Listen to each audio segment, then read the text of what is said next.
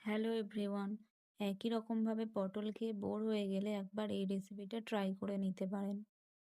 এর জন্য কড়াইয়ে জল গরম করে তার মধ্যে দিয়ে দিতে হবে আগে থেকে ছাড়িয়ে রাখা পটল। এবার ঢাকা বন্ধ করে পটলগুলো খুব ভালোভাবে সেদ্ধ করে নিতে হবে। ঢাকাটা খুলে দেখে নেব পটলটা সেদ্ধ হয়েছে কিনা। পটলগুলো সেদ্ধ হয়ে গেলে এগুলোকে জল থেকে একে একে তুলে নিতে হবে। আর হ্যাঁ, পটলের খোসা একেবারে ছাড়িয়ে নেবেন না, না হলে পটলগুলো একদম নরম হয়ে যাবে। শুধু ওপরের আস্তরণটা ছাড়িয়ে নিলেই হবে। এবার এগুলোকে ঠান্ডা করতে দেব।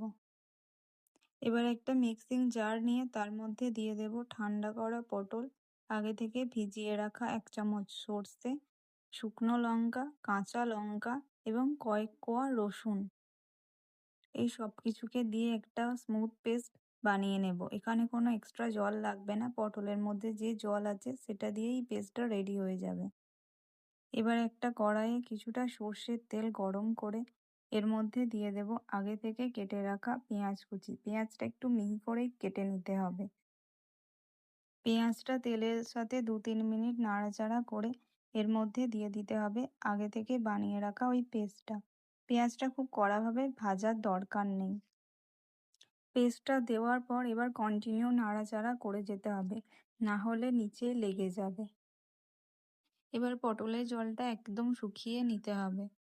এটা ততক্ষণ রান্না করে নিতে হবে যতক্ষণ না এটা একদম ভাজা ভাজা হয়ে যায় এবং তলার থেকে অল্প অল্প লেগে আসে।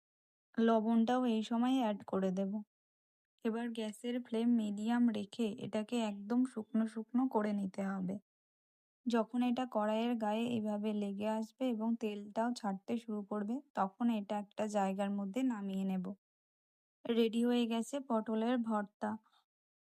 আজ আসি, টাটা।